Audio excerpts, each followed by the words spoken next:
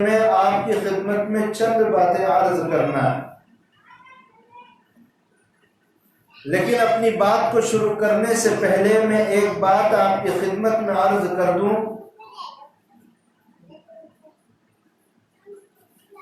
کہ اللہ تعالیٰ کی ہدایت کے بغیر کوئی بات ہمارے دل و دماغ میں نہیں بیٹھ سکتی۔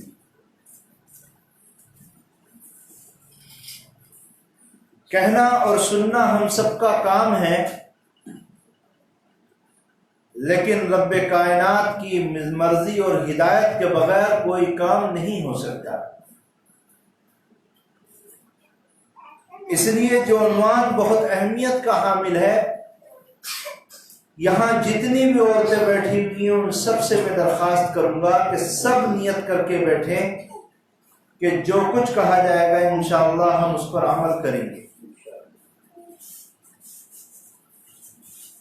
اور رب کائنات سے دعا کیجئے کہ اللہ تعالیٰ صحیح کہنے اور بات کو دل میں اتر جانے کی توفیق عطا فرمائے۔ میں نے پچھلے ہفتے جھگڑا گھر میں اور رشتہ داروں کے درمیان میں جھگڑا ختم کرنے کی 2 باتیں رکھی تھی۔ ان باتوں کو میں پھر سے دہرا دوں تاکہ وہ یاد تازہ ہو جائے، اور وہ دونوں باتیں اللہ کے رسول صلی اللہ علیہ وسلم کی تعلیمات، آپ کی احادیث اور قرآن کریم کی آیات سے ثابت ہے۔ ایک بات تو یہ تھی کہ ہر عورت کو اپنے اندر تواضع پیدا کرنی چاہیے، اپنے آپ کو دوسرے کے مقابلے میں چھوٹا سمجھنا چاہیے۔ دنیا میں جہاں بھی لڑائیاں ہوتی ہیں، اگر ان لڑائیوں کے سلسلے میں غور کریں تو ہر لڑائیوں کی وجوہات میں سے ایک بڑی وجہ یہ بھی ہے کہ ہر آدمی کسی دوسرے کے مقابلے میں چھوٹا بننا نہیں چاہتا۔ اگر 2 لڑنے والوں میں سے ایک چھوٹا بن جائے تو پھر ہمارا تجربہ یہ ہے اور بارہا یہ بات دیکھی گئی ہے کہ پھر جھگڑا ختم ہو جاتا ہے۔ لیکن اگر کوئی چھوٹا بننے کے لیے ہی تیار نہ ہو تو پھر جھگڑا کیسے نبٹ سکتا ہے؟ دوسری بات جو جھگڑا ختم کرنے کے لیے اور آپس میں میل محبت سے رہنے کے لیے جو نسخہ آپ حضرات کی خدمت میں عرض کیا گیا تھا وہ بھی بڑی اہم تھی، اور دوسری بات یہ تھی کہ ہر آدمی کو اپنے اندر ایثار کی صفت پیدا کرنی چاہیے۔ ایثار کی صفت پیدا کرنے کا کیا مطلب ہے؟ ایثار کا مطلب یہ ہے کہ دوسرے کو ہمیں اپنے اوپر ترجیح دینا ہے۔ آدمی خود سے تھوڑی بہت تکلیف اٹھا لے، لیکن جٹھانی کو چاہیے کہ میں تکلیف اٹھاؤں، دورانی کو تکلیف نہ ہونے پائے۔ دورانی کو یہ سوچنا چاہیے کہ تکلیف اگر ہوتی ہے تو میری ذات کو ہو جائے، لیکن میری جٹھانی کو تکلیف نہیں ہونی چاہیے۔ ساس کو یہ سوچنا چاہیے کہ یہ تو میرے گھر کی رونق ہے، میرے بیٹے کی بہو میرے گھر کی زینت ہے، مجھے تکلیف ہو جائے لیکن میری بہو کو تکلیف نہ ہو۔ اور بہو کو یہ سوچنا چاہیے کہ میں تو اگر اس گھر میں آئی ہوں تو اس بوڑھی عورت کی برکت سے آئی ہوں، اگر یہ بوڑھی عورت راضی نہ ہوتی تو میرا نکاح اس گھر کے اندر نہ ہوتا، اور میں اپنے گھر سے اس ماں کو چھوڑ کر آئی جس نے 9 مہینے مجھے اپنی پیٹ میں رکھا، 20 سال ماں باپ نے اپنا جگر اور کلیجہ گھس کر کے مجھے پالا، میری ضرورتوں کو پورا کیا۔ میں اتنے اپنوں کو چھوڑ کر آئی تو اللہ تعالیٰ نے اس گھر میں مجھے ایک ساس اور ایک سسر عطا فرمائے جو میرے ماں باپ کی طرح ہیں۔ اس کو سوچنا چاہیے کہ اگر کوئی تکلیف ہو تو مجھے ہو، میری ساس اور سسر کو تکلیف نہ ہو۔ وَهُمْ يُؤْثِرُونَ عَلَىٰ أَنفُسِهِمْ وَلَوْ كَانَ بِهِمْ خَصَاصَةٌ، اللہ کے رسول نے ان صحابہ کی تعریف فرمائی جو خود تکلیف اٹھا کر کے دوسروں کو آرام پہنچاتے تھے۔ مجھے امید ہے کہ ان دونوں باتوں پر، تواضع اور ایثار پر، کچھ عورتوں نے عمل کیا ہوگا، اور امید ہے کہ اس کے اچھے اثرات اور نتائج بھی سامنے آئے ہوں گے۔ میری محترم خواتین، میری اسلامی بہنوں، کسی بھی دنیا کے بڑے سے اچھے ڈاکٹر سے ملاقات کر لو اور اپنی بیماری کے مہنگے سے مہنگے جانچ اور اس کی رپورٹیں کرا لی جائیں، لیکن اگر ڈاکٹر کی بتائی ہوئی دوائی نہ کھائی جائے تو میں لکھ کے دیتا ہوں کہ مرض میں کوئی شفا نہیں ہو سکتی۔ اور اگر معمولی ڈاکٹر سے بھی دوا لے لی جائے اور اس کی بتائی ہوئی دوا کو استعمال کیا جائے اور جو وہ پرہیز بتائے تو اس پرہیز کو بھی استعمال کیا جائے، تو میں یقین کے ساتھ اور اعتماد کے ساتھ یہ بات کہتا ہوں کہ کچھ نہ کچھ نفع اور فائدہ ہوگا۔ میری ماں و بہنوں، اس مجلس میں ہم سب شریک ہیں، یہاں کتنی بھی بڑی بڑی باتیں کر لی جائیں، دل کو ہلا دینے والی اور آنکھوں سے آنسو جاری کرنے والی باتیں آپ کے سامنے بیان کر دی جائیں، لیکن اس وقت تک کوئی نفع اور فائدہ نہیں ہوگا جب تک اللہ کے رسول صلی اللہ علیہ وسلم کی بتائی ہوئی تعلیمات پر ہمارا کوئی عمل نہیں ہوگا۔ اور یہ ایسا ہی ہے جیسے ہم بڑے سے بڑے ڈاکٹر اور معالج سے دوائی لے لیں اور گھر آ کر کے اس کے نسخے کے مطابق ہم دوائی نہ کھائیں۔ تو میری اپنی بہنوں سے گزارش یہ ہے کہ اس ارادے کے ساتھ یہاں بیٹھیں کہ جو کچھ بھی بتایا جائے گا ہم اس پر عمل کریں۔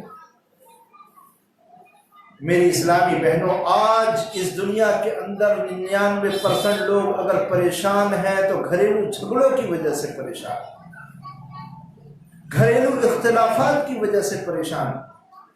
عدالتوں میں جا کر کے دیکھو، دو بھائیوں کے درمیان میں ہونے والے جھگڑے کی بنیاد پر کتنے مقدمات وہاں پر ہیں، اور دنیا کی دو چیزیں جن کو ہم میاں بیوی کہتے ہیں ان کے درمیان میں کس قدر گہری محبت ہوا کرتی ہے، یا آپ کو بتانے کی ضرورت نہیں۔ لیکن ان دنیا کی عدالتوں میں جا کر کے دیکھو کہ میاں بیوی کے بیوی نے شوہر پر مقدمہ کر رکھا ہے، شوہر نے بیوی پر مقدمہ کر رکھا ہے۔ کس طرح سے انسان رات دن محنتیں کرنے کے بعد اور خون پسینے کی کمائی سے اپنے گھر کو آباد کرتا ہے، اپنے بچوں کی شادیاں کرتا ہے، لیکن دو عورتیں مل کر کے آپس میں سارے گھر کا چین ختم کر دیتی ہیں، سب تباہ کر دیتی ہیں۔ نہ ساس کو اس کی فکر ہے کہ یہ میری بہو ہے، اور نہ بہو کو یہ فکر ہے کہ یہ میری ماں کی برابر کی عورت ہے، اور نہ دیورانی کو اس کی فکر ہے کہ یہ جٹھانی میری بڑی بہن کی طرح ہے، اور نہ جٹھانی کو اس کی پرواہ ہے کہ یہ دیورانی میری چھوٹی بہن کی طرح ہے۔ اگر یہ عورتیں فیصلہ کر لیں کہ کچھ بھی ہو جائے ہم لوگ اپنے اوپر تکلیف برداشت کریں گے، لیکن اپنے سے دوسرے کو بڑا سمجھیں گے، اور اس گھر کی چہار دیواری کے اندر کوئی اختلاف نہیں ہونے دیں گے، مجھے سینے پہ ہاتھ رکھ کے بتانا کہ آپ کا گھر جنت ہو سکتا ہے یا نہیں۔ گھروں میں اگر جھانک کر دیکھو، لوگ ہمارے سامنے بیان کرتے ہیں، اپنے گھروں کے احوال بیان کرتے ہیں، اگر ان تمام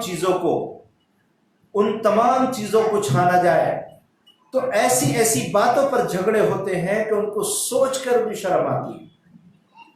مثلا معمولی کھانے پینے کی چیزوں پر جھگڑے ہوتے ہیں، گھر کے معمولی پیالوں اور پلیٹوں اور اسی طرح معمولی کپوں کے استعمال پر جھگڑے ہو جاتے ہیں۔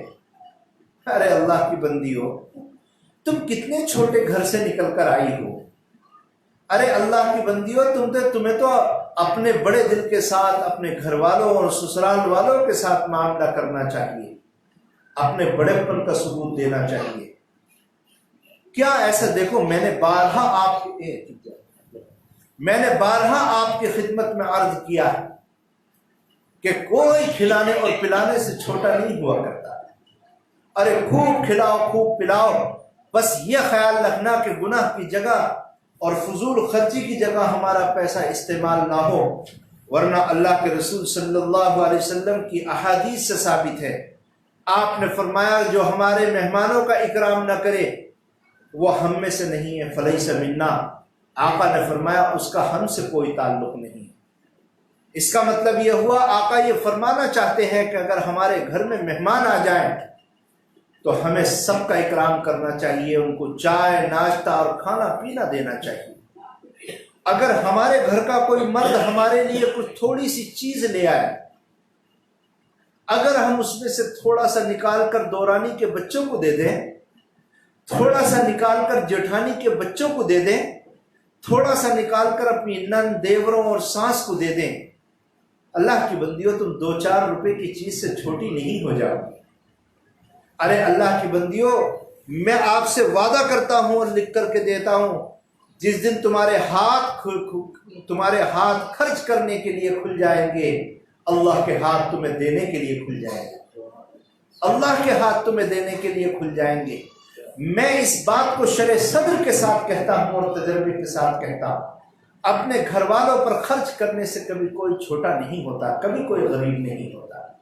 ارے تو یہ تو دیکھ، جب کبھی تمہاری طبیعت خراب ہو تو تمہاری ساس تمہارے کام آتی ہے، تمہاری نند دورانی اور جٹھانی کام آتی ہے، تمہاری بہویں کام آتی ہیں، اور وہی تمہارے کپڑے اور پیشاب اور پخانے کا انتظام کرتی ہیں. کیا تم اچھائی میں ان کے ساتھ اچھا معاملہ نہیں کر سکتے؟ ارے کتنے چھوٹے دل کی عورتیں پیدا ہو گئیں. اگر ہم ہاتھ کھول کر اور دل کھول کر کے خرچ کریں گے تو بتاؤ اس کے جس گھر سے وہ پل بڑھ کر کے آئی ہے اس کی بھی تعریف ہوگی. میں نے دیکھا ہے ایسے ایسے گھروں میں کہ چھوٹے چھوٹے مکانوں کے گھر میں عورتیں رہتی ہیں اور 4-4 5-5 فیملیاں چھوٹے چھوٹے مکانوں میں رہتی ہیں، اور معمولی چیز کو، کھانے پینے کی چیز کو چھپا کے رکھا جاتا ہے.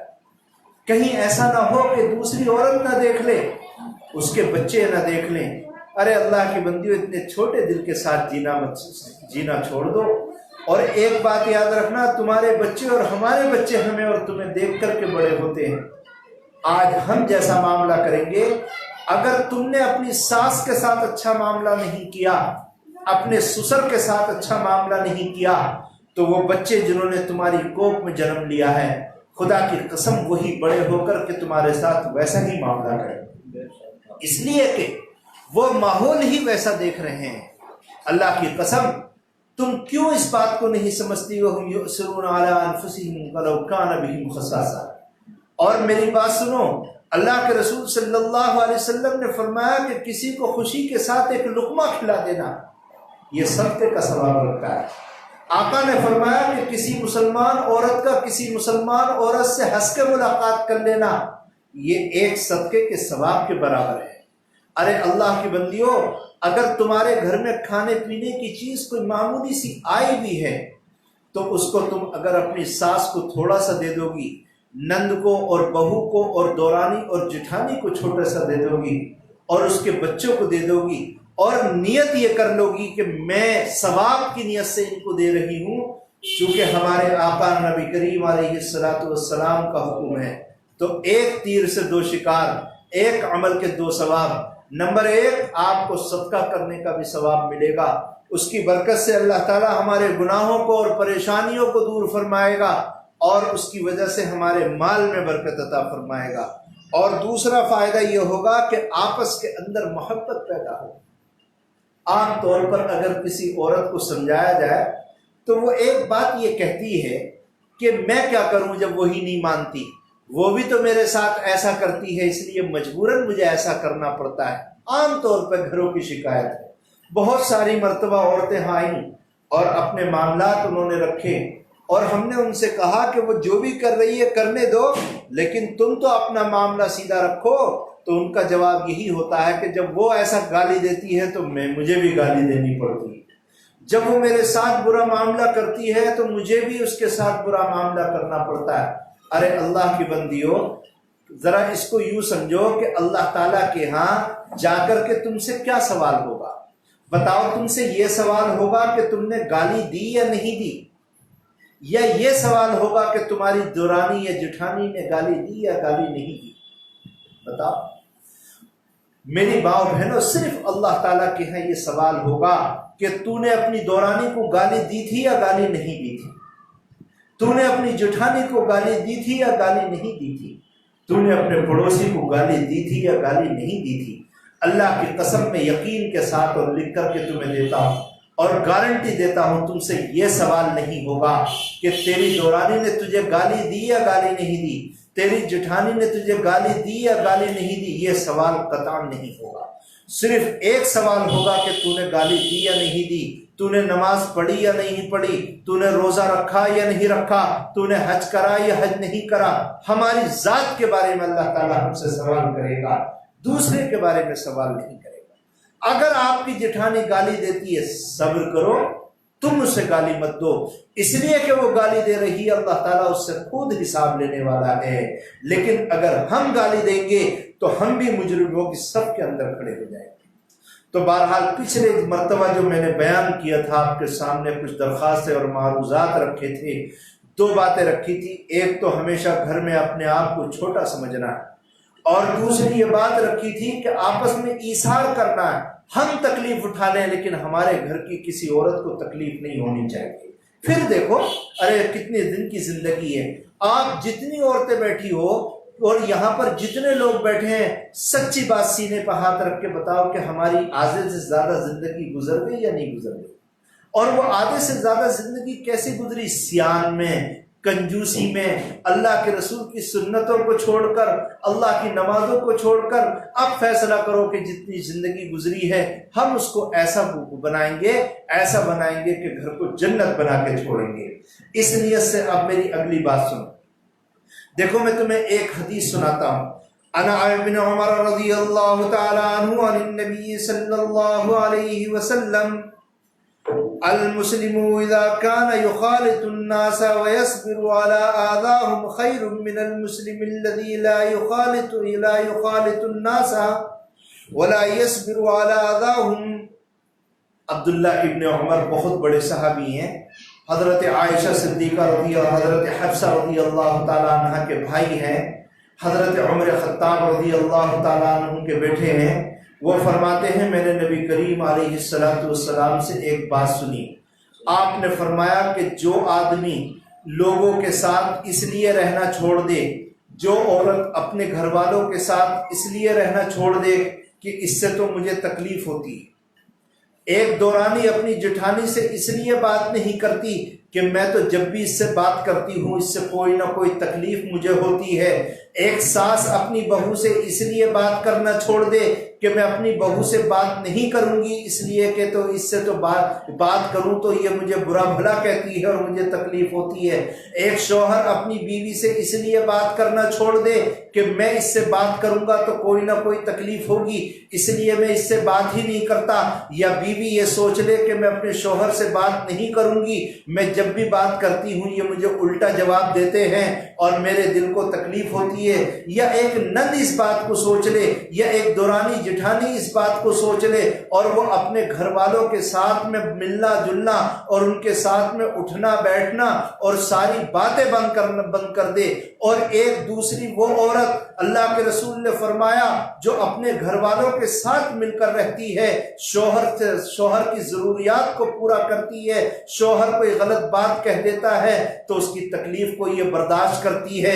ایک ساس اپنی بہو سے بات کرتی ہے اور ساس کو بہو کی طرف سے کوئی تکلیف ہوتی ہے تو یہ اس پر صبر کرتی ہے، بہو کو اپنی ساس کی طرف سے کوئی تکلیف ہوتی ہے یہ بولنا نہیں چھوڑتی، اس کے ساتھ میں بیٹھنا نہیں چھوڑتی اور یہ اس کی تکلیفوں پر صبر کرتی ہے۔ اور ایک نند اپنی بھابھی سے تکلیف برداشت کرتی ہے لیکن اس کے ساتھ تعلقات ختم نہیں کرتی۔ اسی طرح دورانی جٹھانی سے اور جٹھانی دورانی سے باتیں ختم نہیں کرتی، بول چال بند نہیں کرتی اور اسی طرح ان کی تکلیفوں پر صبر کرتی ہے۔ تو اللہ کے رسول نے دونوں عورتوں کے بارے میں فرمایا ان میں وہ عورت بہتر ہے جو بولنا چالنا نہ چھوڑے اور اس کو تکلیف اگر ہو تو اس تکلیف پر صبر کرے۔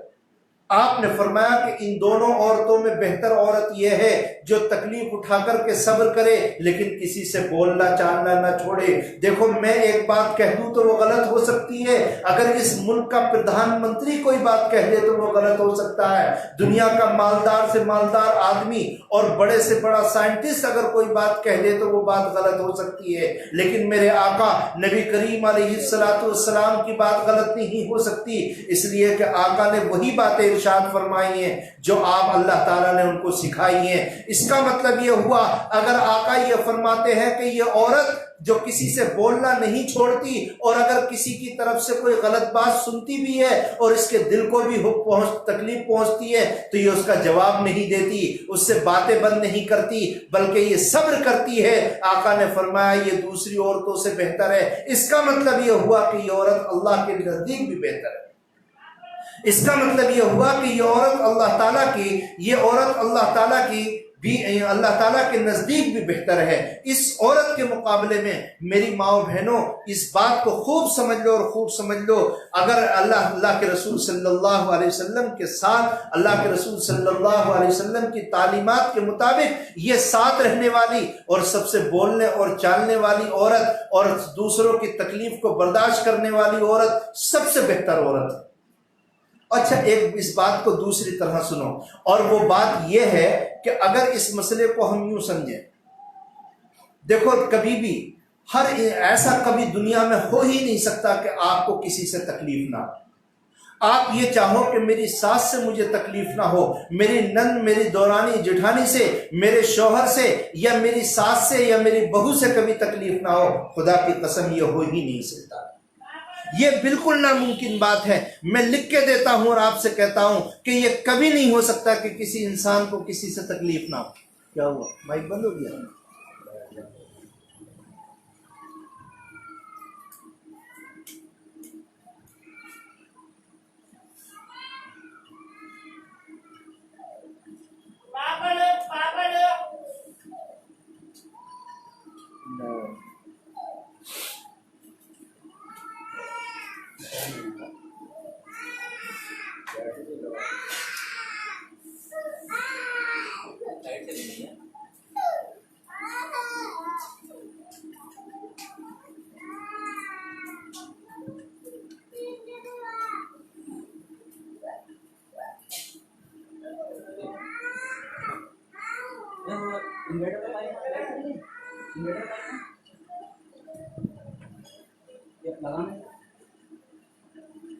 نہیں آ رہا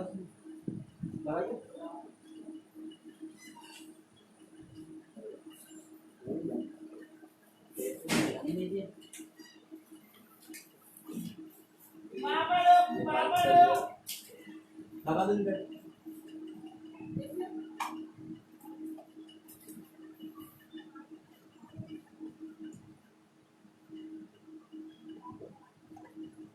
ابھی نہیں آیا، لگاؤ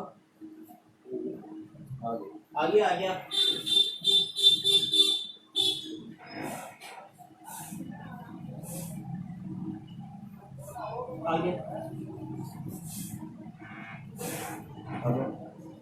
آ گیا۔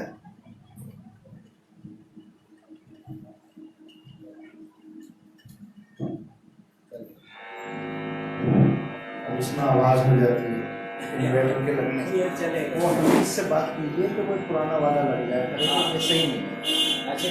ہاں ابھی سے کہنا پڑے گا، یہ اصل میں آواز ہوتی ہے پھر سننے میں دقت ہوتی ہے۔ دیکھو میں یہ عرض کر رہا تھا کہ اگر ہم یہ سوچیں کہ ہمیں کسی سے تکلیف نہ ہو، یہ بالکل غلط ہے۔ ہر آدمی کو کسی آدمی سے کچھ نہ کچھ تکلیف تو ہوگی۔ دنیا میں کوئی آدمی ایسا نہیں ہے کہ اگر وہ یہ کہے کہ مجھے کسی سے کوئی تکلیف نہیں ہو سکتی، ایسا دنیا میں نہیں ہو سکتا۔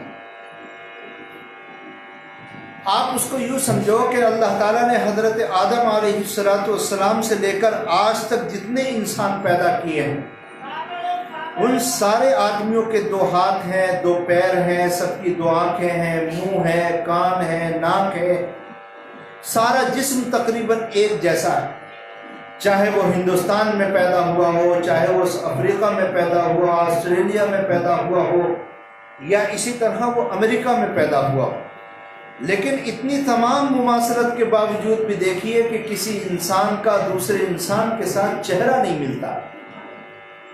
دنیا میں اللہ تعالیٰ نے کتنے انسان پیدا کر دیے اور قیامت تک پیدا ہوں گے، لیکن کسی انسان کا دوسرے انسان کے ساتھ چہرہ بھی نہیں ملتا۔ حالانکہ اللہ تعالیٰ نے ہر انسان کو 2 آنکھیں